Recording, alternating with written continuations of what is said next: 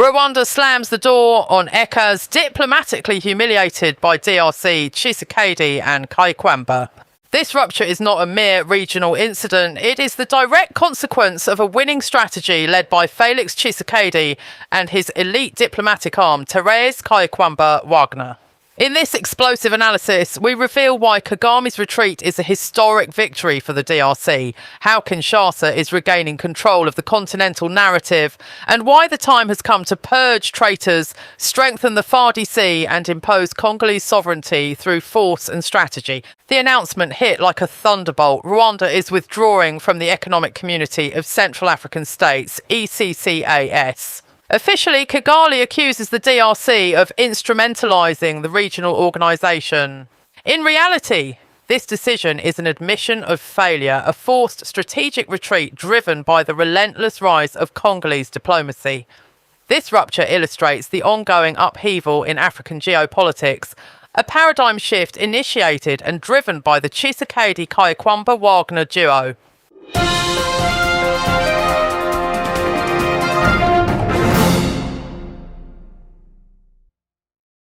For too long, Paul Kagame's Rwanda believed itself to be the master of the game. Thanks to internal complicities, a sophisticated propaganda machine, murky alliances with certain Western chancelleries and the apathy of the Kabila era, Kigali dictated the balance of power in the region. But Felix Tshisekedi's rise to power, followed by the emergence of patriotic figures like Kayikwamba Wagner, put an end to this era of impunity. The scene unfolded in Malabo during the 26th Ordinary ECCAS Summit. Rwanda sought to secure the organisation's rotating presidency as stipulated in its statutes, but Kinshasa, backed by several member states, blocked it.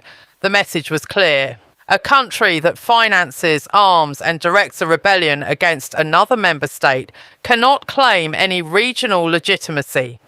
The DRC defended this position with resolve, and this refusal to compromise led Kigali to withdraw in protest. In reality, it was a flight. This setback for Kagame is part of a series of diplomatic defeats. Last February, ECCAS unequivocally condemned the illegal incursions of the M23 in North Kivu, denouncing the direct involvement of the Rwandan Defence Forces, RDF. The tone had changed. Gone were the days of awkward silence. Under the impetus of Congolese diplomacy, the masks are falling. At the heart of this strategy is a woman, Therese Kayikwamba Wagner. Her appointment as Minister of Foreign Affairs was no accident. She embodies a modern offensive diplomacy rooted in patriotism and international legality. In just a few months, she has repositioned the DRC on the global stage. The DRC's election to the United Nations Security Council with 183 out of 187 votes is glaring proof of this. Kinshasa crushed all hostile manoeuvres, particularly those from Kigali, Kampala, Nairobi and Brazzaville. Rwanda may present itself as a victim, but the reality is stark.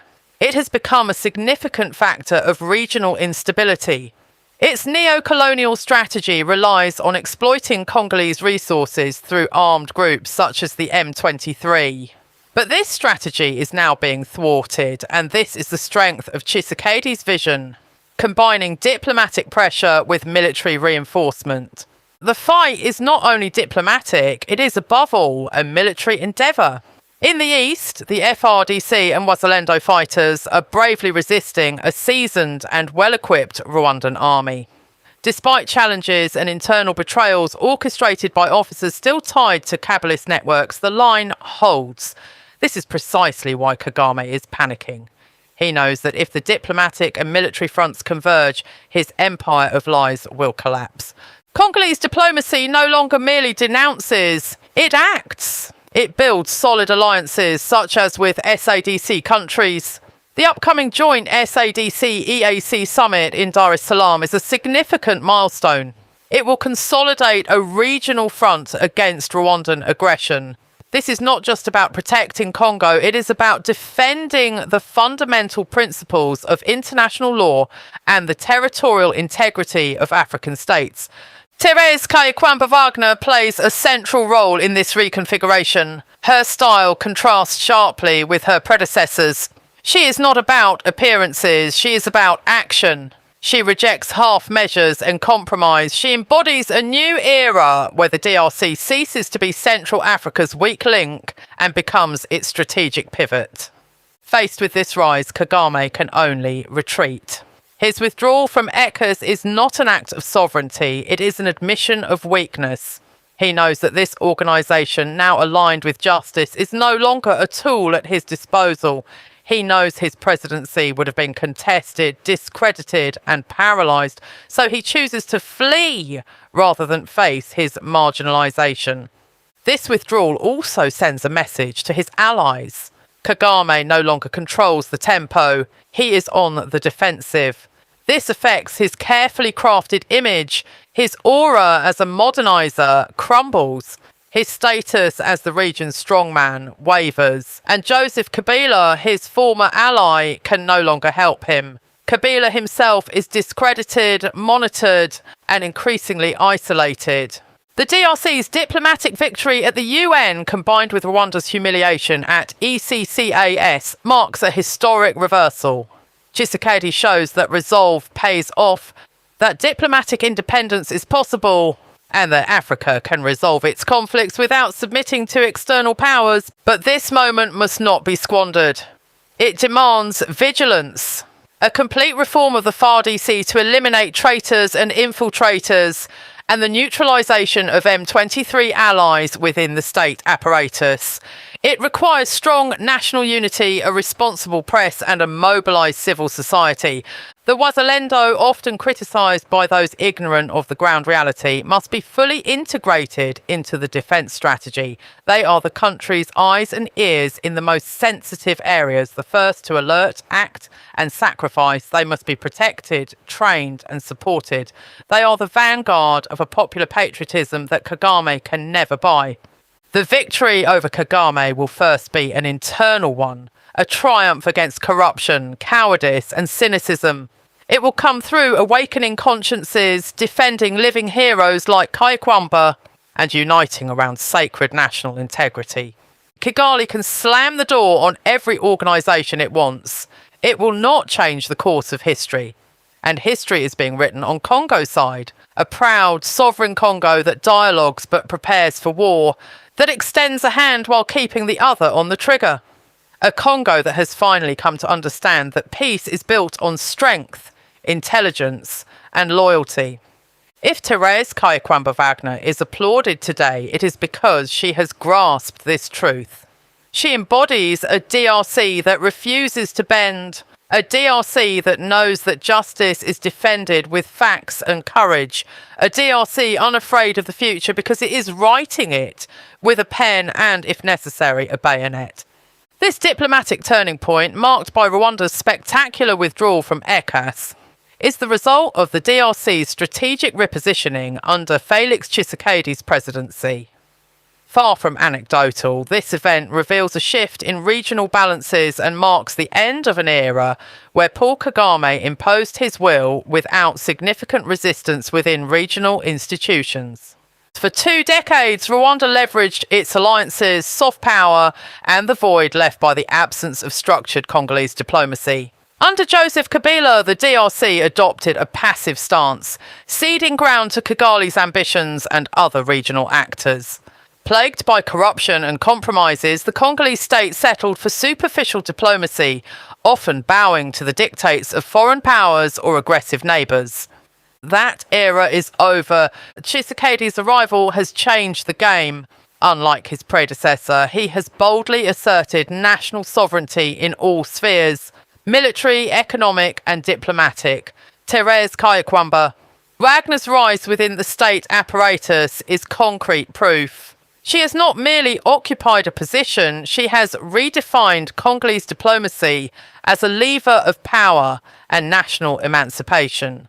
One of the most remarkable aspects of her strategy is her ability to rally a broad Pan-African front around the principles of sovereignty and non-interference. She understood that the DRC, despite its size and resources, cannot prevail alone. It needed a coalition-based diplomacy rooted in shared interests. Thus, she forged strong ties with Angola, South Africa, Tanzania, Burundi and other states that also rejected military blackmail and systematic aggression. This regional repositioning has weakened Rwanda's stance. Accustomed to operating with impunity, Kagame has been forced to retreat. His withdrawal from ECCAS is less an act of sovereignty than a calculated flight in the face of irreversible loss of influence. But this development must not be taken lightly. It calls for urgent internal consolidation. Diplomatic victories are not enough if Congolese institutions remain infiltrated by Kigali's agents. The case of General Lubaya, targeted by destabilisation efforts linked to M23 networks, is emblematic. This general, recognised for his field commitment and loyalty to the Republic, faces attacks aimed at sidelining him from the chain of command. Why? Because he disrupts Rwanda's expansion plans in the North Kivu region. These sabotage strategies are not new. For years, Rwanda has financed not only armed groups, but also disinformation campaigns, corruption of senior officials, and attempts to sow communal division. The goal is clear: to weaken the DRC from within, thereby better attacking it from without. In this context, the Wazalendo are indispensable actors of resistance. Misunderstood and sometimes demonised by Western press, often aligned with dominant narratives, these fighters are in reality the guardians of the territory. They are not troublemakers. They are the sentinels of a people refusing occupation. It is crucial to recognise them for what they are: strategic partners in reclaiming sovereignty. Their knowledge of the terrain, community roots, and ability to mobilise youth and defend villages make them pillars of the security apparatus. Instead of marginalising them, the state must fully integrate them into the restructuring of the armed forces. Simultaneously, Congolese diplomacy must continue its international offensive. The UN Security Council election is not an end in itself, but a platform to impose the DRC's narratives, priorities and urgencies. It is time to amplify the voices of Congolese victims in all multilateral forums, including the UN, African Union, SADC, Francophonie, G77 and others. The world must understand that the East's drama is not a mere tribal conflict or a war of poverty. It is a geopolitical war orchestrated by states seeking to control Congo's strategic minerals, including coltan, gold, lithium and cobalt. In this scheme, Kagame is not a mediator. He is a primary instigator. By defending this truth, Therese Kayikwamba Wagner challenges powerful interests. That is why she is unsettled, but it is also why she must be protected. Her vision transcends partisan divides. She embodies the hope of a strong, just, sovereign state, walking in the footsteps of great African diplomats like Cheikh Anta Diop, Gamal Abdel Nasser, or Patrice Lumumba, for whom national dignity was non-negotiable. In this war of influence, every speech matters. Every summit is a battle. Every vote is a power struggle. That is why Tshisekedi's veto of Rwanda's ECCAS presidency, backed by Kayikwamba, must be applauded, a radical break from perpetual compromise. Too often Africa has chosen the peace of graveyards over justice, silence over truth, allowing criminals to dictate the rules in the name of stability. That era is over. Today's Congo no longer fears conflict because it knows only just peace is sustainable. It is ready to negotiate, but will not negotiate its sovereignty. To this end, the FARDC must become a deterrent force, not a parade army, but a professional, motivated, equipped and loyal one. Every traitor, infiltrator and accomplice must be identified and neutralised. Rwanda's hybrid war demands constant vigilance, deep reform and rigorous oversight. A central pillar of this reform is patriotic ideology. Weapons alone are not enough. Convictions are needed. Soldiers must understand why they fight. Officers must prioritise the republic over personal interests. A clear military doctrine is essential. Defend Congo to the last breath against all forms of aggression, direct or indirect. This fight Tshisekedi has begun. Kayikwamba leads it on the international stage. The FARDC and Wazalendo carry it on the ground. The Congolese people are starting to believe in it, sensing change, feeling the DRC awaken from its torpor and reclaim its pride. And that pride is the greatest weapon against Kagame and his accomplices. And Rwanda may continue to sabotage, infiltrate and misinform, but it will no longer dominate. For the Congo is being reborn, and this rebirth will not be stopped. Le centre de conférence internationale de Sipopo, situé à quelques encablures de Malabo, abrite ce samedi 7 juin 2025 la 26e session ordinaire de la conférence des chefs d'État et de gouvernement de la Communauté économique des États de l'Afrique centrale, CEAC.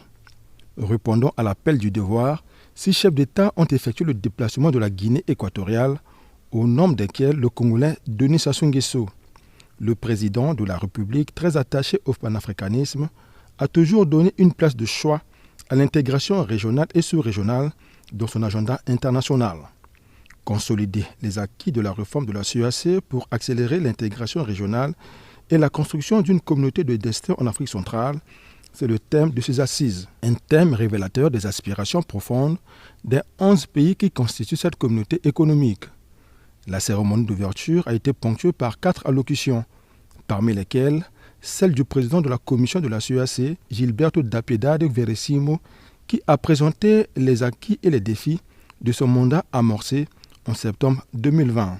Ouvrant les travaux de ce sommet, le chef de l'État équato-guinéen Teodoro Obiangema Bazogo a fait le bilan de sa mandature en sa qualité de président en exercice de la CEAC. La 24e session ordinaire de la conférence des chefs d'État et de gouvernement de la CEAC a marqué le début de la présidence de la République de Guinée équatoriale le 9 mars 2024. Dès le début de ce mandat, nous avons établi une feuille de route qui expose les défis actuels qui entravent la consolidation de notre processus d'intégration.